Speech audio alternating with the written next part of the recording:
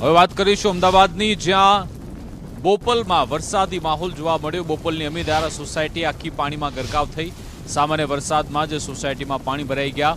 Society પાસે આવેલ ચર્ચમાં પાણી ભરાયા। સામાન્ય વરસાદમાં પાણી ભરાતા લોકોને હાલાકી। નીચાવાળી સોસાયટીઓ વિસ્તારોમાં પાણી ભરાયા। બોપલના રોડ રસ્તા પાણીમાં ગરકાવ। પરેશભાઈ પટેલ। પરેશભાઈ, અમીધારા સોસાયટીમાં આટલા બધા પાણી ભરાયા છે। હા, અડધો કલાક વરસાદ આવ્યો, એમાં આટલું આવી ગયું। આ બીજો હપ્તો ચાલુ થઈ ગયો છે। પેલા નેક્સ્ટ રાઉન્ડમાં લોકો 3 દિવસ બહાર જ રસોઈ મંગાવી ખાધું છે।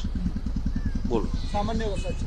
હા, રેડ એલર્ટ છે, એટલો બધો વરસાદ પડશે શું તો ભાઈ બધા ઘરોમાં આવશે, ફેરથી પાણી। આખી સોસાયટીની અંદર જવાનો પ્રવેશદ્વાર બંધ છે। હા, આ એક જ રસ્તો આનો છે। કોઈ નિકાલ નથી પાણી। નિકાલ તો ગટરોનું કામકાજ બોગસ છે, તો ભાઈ શું કરીશું? સામાન્ય વરસાદમાં બહુ વાંધો નથી આવતો। એન્ટ્રન્સમાં પાણી ભરાય છે।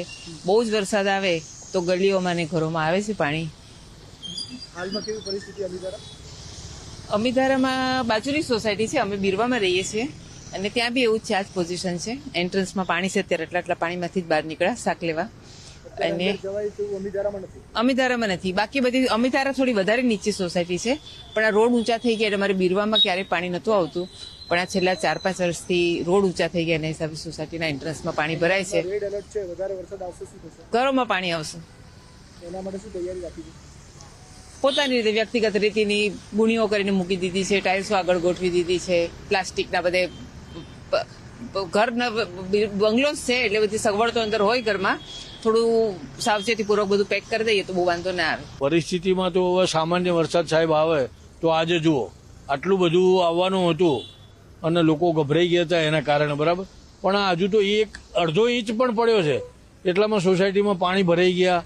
અને મેઇન વસ્તુ ગટરોનું પાણી બેક મારે છે સાહેબ, દેખાય છે, નરી આંખે દેખાય છે કે ગટરોનું પાણી બહાર આવે છે અને એ સોસાયટીના પાણી જોડે ભળી જાય છે।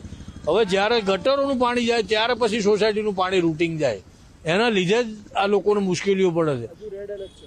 રેડ એલર્ટ છે તો લોકો તો ગભરાઈ ગયા છે સાહેબ, નોકરી નથી ગયા લોકો, અને દરેકે પોતપોતાના ઘરે અલગ ખર્ચા કરવા પડે છે।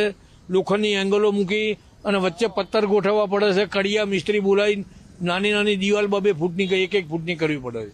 બોપલની અમીધારા સોસાયટીના આ દ્રશ્યો છે, જોઈ શકાય છે કે અંદર જવું પણ મુશ્કેલ થઈ પડે। આખી સોસાયટીમાં સામાન્ય વરસાદમાં પાણી ભરાયા છે। પ્રવેશ દ્વાર જે છે તે બિલકુલ પાણીમાં ગરકાવ છે અને અંદર સોસાયટીઓમાં પણ વધુ વરસાદ આવે તો ઘરોમાં પાણી ઘૂસી જાય તેવી પરિસ્થિતિ છે। અહીં જે છે એક ચર્ચ પણ આવેલું છે તેને અડીને, અને તેમાં પણ જે છે પાણીમાં તે પણ ગરકાવ છે, અંદર પાણી ઘૂસી ગયા છે। સ્થાનિકોનું કહેવું છે કે ઉપરથી આબમાંથી પાણી પડે છે અને નીચે ગટર બેક મારે છે, એટલે બંને પાણી જ્યારે ભેગા થાય છે ત્યારે આ પરિસ્થિતિ સર્જાય છે।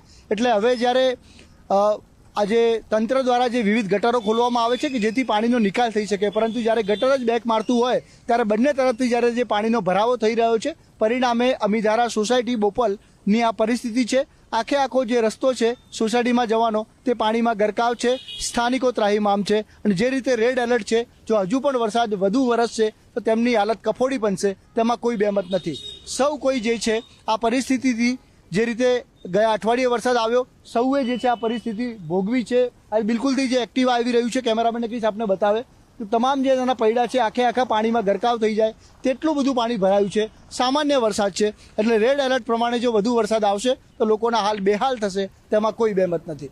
કેમેરા પર્સન ગજરાત સાથે સંજય જોશી, ગુજરાત ફર્સ્ટ, બોપલ।